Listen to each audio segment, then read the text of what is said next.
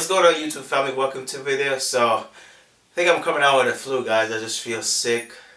Eyes are heavy. I just feel real cold. Got off work this morning. I just felt like shit driving home.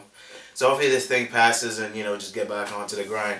So anyways, I decided I'd do a little video on my videos are long. So I decided I'd do a video on if the K20A3 is worth it, if it sucks, and things to watch out for when you're buying a K20A3 or a K20 motor in general, or a K series.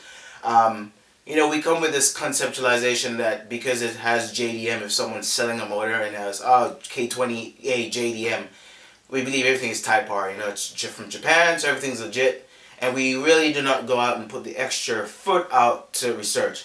So I really invite you guys to just go out and do your research. This is not really an advice video. There's so much you can learn if you guys watch Gary Vaynerchuk. These smartphones nowadays, the internet is so readily available. Sometimes I wonder why the fuck go to school. Sorry for my language. But obviously you still need the credentials to prove so you can get the job, right? But it's so amazed how things are already available. I can just read something, bring it to you guys, it sounds smart. Ain't nothing hard about that. So I really advise you guys, even though if you don't have the materials of getting a block, and just go out and research, just do some homework. Well, that said and done, I'll start to show you guys the things that I've picked up on, and I'll start from here. Alright fam, so here I have my short block, K20A2 short block. As you can see here, I have the water pump here, and I have my knock sensor taped up. So one giveaway if you're buying the motor assembled is the water pump. Now again, the water pump's in here. Now if you don't see a hose running to the back, that's a dead giveaway. Now the A3 doesn't come with an oil cooler from factory. The rest of the motors, even some of the K24s, doesn't even come with an oil cooler, so you want to check that out too. But if you want to get a decent Type R motor, if you're buying a motor for someone and you don't want to get fooled, make sure it has that cooler joint running from the back. So if you want, you can do it on this block, which is a good thing. So all you need to do is pick yourself up a Type S or a K20Z3 water pump. You gotta get yourself the oil cooler, and you may need to get yourself an S2000 stud joint to when you take out that Allen up from top, and it bolts right up. So it's not hard to get an oil cooler on here. Second thing is oil squirters. The block lid came with oil squirters from factory. The stamps are there. You can see the indentation, but there's no way to bolt it up. So that's true. A dead giveaway if you're buying it bare and you have it right in front of you. Third, obviously the stamp. If it says K20A3, obviously it's a base motor. If it says K20A, because again, some of the motors in Malaysia, certain parts in Asia, Malaysia, India, Hong Kong, and South Africa, South America, probably has K20A JDM base motor. If it's K20A, you can check the numbers on the side, hopefully decode it, search it, and see what the numbers say. Another big dead giveaway if it says PNC. That's the stamp mostly on the base motor. That's it with the block. I'm going to go off to the crankshaft and show you the difference between the crankshafts. Alright fam, so we're now on to the crankshaft. So how many guys will probably kill me for doing this, but I'll make sure I have it well secured, not all the way on the engine. So as you guys can see, this is the A3 crankshaft. Now from my knowing and a lot of research I've done thus far, the A3 is probably the only crankshaft that looks shitty like this. When I say shitty, all of the crankshaft that's out of Honda are fully counterweighted. Now I'm sure you guys already know what that is. As you can see, I only have 1, 2, 3, 4, as opposed to 2, 4, 6, and 8. So it's not fully counterweighted. I don't know if that's a big deal to some of you guys. Obviously, majority of the high performance engines out there are fully counterweighted. So probably bearing life would suck on this. So if you're revving high, now again, everything is special for everyone. Life is shitty, so you can rev your bass up to 8,000 RPM every day and you still have a good day, or 95 and nothing happens. But technically, it's not fully counterweighted, so bearing life is going to be shitty. So if you bought the engine and it's all dismantled, or you have the engine right in front of you and it's dismantled and the person is telling you, oh, this and that, and this is a Type S motor or whatever, well, a Type S crankshaft doesn't look like this. All of the K series crankshaft, other than the base types, or fully counterweighted. It doesn't matter if it came out of an Element K20A3 A1. Doesn't matter if it came out of a CRV, came out of a Type S or whatever. They're all fully counterweighted. It's the only one that is not fully counterweighted. So check on the crankshaft. Alright guys, so let's move on now to the piston, the rod, and the rod bolts. So as you can see here, here is the K20A2 pistons, same used in the K20Z4 and the K20Z3 PRB. This is the A3 piston, which is PNC base type. So whether it's type base RSX or EP3 Civic SI. As you can see, it has this dome causing the compression to be 9-1, and this has the protruding head causing the compression to be 11-1, around that. As far as the connecting rods, this is the K20A3 connecting rod. Again, base, sorry.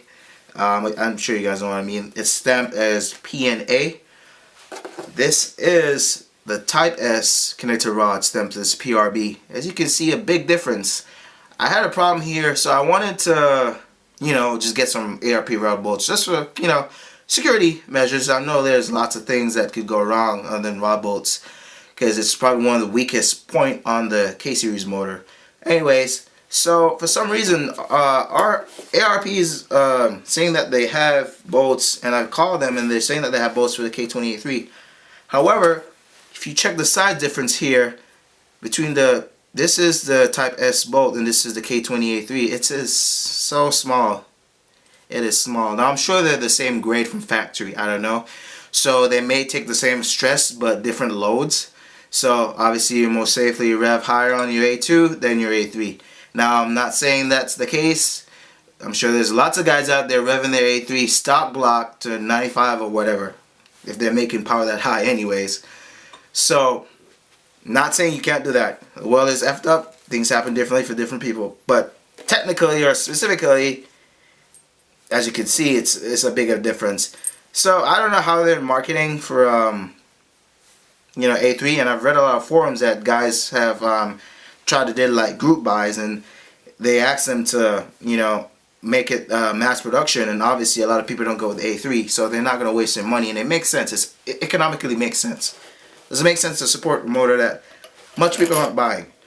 So these rod bolts are probably the same. I did a lot of research. I have one as well. Sorry, it's the same as the F20B of the Accord SIRT and the F23 out of the Accord. I think it's the same out of the H23 and the H22, but it's the same. The F20B is just a destroked H22. I think Honda made it for a racing division, I think, and it came in the Accord SIRT. So that's that. So if that's a big deal for you, you know, probably shouldn't go with the A3. Yeah, so this is the A3 head. The stamp on here is, if you buy it bare, it says PNL.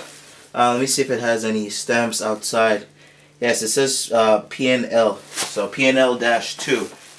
So just to make sure. But if you can't find all those fancy stampy shit, the best bet is to check the head itself. Now in the middle there should be some things called lost motion assembly, and that is to allow the middle lobe for the VTEC lobe to have something to rest on when it's doing its function. Don't want to get too technical and bore you guys. So that's a big dead giveaway when it comes to the head. I'm sure it's the same, maybe the same valve springs.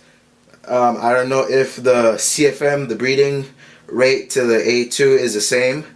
I know the degree cams, the VTC cams are the same. I think it's 45, 50 degrees. I'm not sure. Somewhere around that. The K24s are a bit, the degree angle is a bit less for the piston to valve clearance. But I think for all the K20s, they have the 45 or 50 degree VTEC cam. So that's a big dead giveaway. If it doesn't have the middle for the lost motion assembly between the valve springs, it's not a, I would say, true VTEC head. I show you guys how the cam look and the rocker assembly looks, and it's totally different from the true VTEC old school BAT and type. So I'll show you guys that. Alright, I may be shaking a bit. So as you guys can see here, this is the exhaust side for the K20A3. As you can see, it has this big lobe in the middle. A lot of guys will put this on the intake side. This is the intake side. You see it only has 2 here versus not having 3. So a lot of guys will swap this over here, run these rocker on the intake side and get some best factory cams is the K20A2 out of factory, maybe the Z7 as well, the Civic Si and the ILX. But anyways, get those, run those cams and have VTEC all the time, and they call it killer VTEC. Probably wouldn't be good. I like to experiment on it. Probably may not be good for gas mileage and daily driver. I don't know. I haven't really done it. I would like to experiment on it. It sounds very interesting. I'm sure a lot of those high revving engines and the drag strip and circuit, it just kill the VTEC. Just for I guess it's not really necessary, and just release some of that oil pressure. So as you can see, big difference here. You don't have that 3 lobe going on. You have this big lobe, but you have a small lobe, big lobe, and small lobe. That's exhaust cam. This is let me focus this. Show my Harbor Freight stuff in the video. As you can see, the VTC gear, and this is the intake camshaft. So big difference with that. So I know this video is probably long and a lot of information, but I'll try to explain this story as much as I can. So if you make it this end, thank you. So there's so much other dead giveaways. I mean, take for instance, in the base in the RSX, it came with the IMRA, that plastic cone looking manifold, the same as in the CRV and some of the K24s. And this EP3, it came with the same manifold that is in the Type S. So I mean, it's a bunch of mix and match parts. It's just smart for Honda. It has nothing to do with engine wise or being smart wise. It's just economically smart. Obviously, the RSX was a big model back in 2004 or 05. Civic Si, it died for a while from the EM1, and then they brought us to the EP3, and then they killed the Integra. Hopefully, they bring that back, guys. Hopefully, and then obviously it's more Civic from here. So there's a new Civic Type R, and there's a new Civic Si that's supposed to come out. So it's just supply for the masses. The Civic has always been a bestseller since day one. So it's a smart economically. But is the A3 a bad block? I don't think so. If you can pick yourself up just a short block for a decent $100, I've seen them online, 50 to 100 to I would spend 150 the most. 200, might as well just get a Type S short block. But you can pick yourself a bigger block, put in Type S internals, forge the internals, and have a decent boost car. You can spend more money in your boost parts or whatever. Again, it's the same boring stroke. The crank fits the same. The main journals are the same size. So it's not a bad block. If you're looking for stock power, I've seen a lot of guys on YouTube and done a lot of research, especially with the VTEC killer setup. You can get close to base power. Still kill stock bases. Not everyone's driving around with a K24, K20 Frankenstein block, or majority of the people I've seen have stock motors, and with Honda or maybe K-Tuner. So if you want to go heads to heads with that, I mean it's a decent motor. You just won't hear that bang, you won't hear that VTEC crossover, but it's a decent motor. So a lot of guys sleep on it. I think it has potential, and it's just smart for Honda economically not to make it the same as the RSX motor. Now again, like I said, I'd invite you guys to go out and do your research. There's so much you can sit in front of a camera and teach people. I'm not no friggin' ASE. I ain't no mechanical dude. Just thank God for my father. Again, I'm sure you guys can tell by you can tell I have an accent. I was raised in Antigua, where my wife is from, and I was raised in a Honda. I love engines. Doesn't matter if it's a 4G63, an LS, a Voodoo, a Coyote, a Windsor, or a Cleveland. A 5.9 Cummins. It doesn't matter what it is. I just love engines. But Honda's my roots. Said this is where I was raised. My dad had all Type Rs. Not bragging. So I know how it feels to be in a true Type R. And it's so different to some of these cars here. I know how it feels. And trust me, it's a good feeling. It's so sad how people knock on Hondas. And because obviously we didn't get the true Honda here. The closest we got was the 99 Acura Type R back in the day. So that's the closest America ever got to true Type R, I guess. But they're good cars, don't mind you. They're good cars. But you know, just go out there and do your homework, guys. You know, there's so much you can learn. Like I said, you can just go on the internet, click on your phone, bloop, information, quick, quicker than going out there call someone or trying to talk to some professional. You know, so just go out there and do your homework, guys. So I'll conclude this video. Get this video out to you guys. Comment down below. I know they don't get much comments in my videos, but hopefully someone can pick out something that I missed out. And, you know, just go from here. Like, let's help some of the guys in the community, the guys and girls who are trying to build their first motor, or, you know, just going out just to get a decent stock motor and not get robbed. Because it'd be friggin' shitty for someone to sell you an A3 for $4,000 for the same price as buying a, you know, Type R motor. That's messed up. It's friggin' messed up. So, thank you guys for watching this video.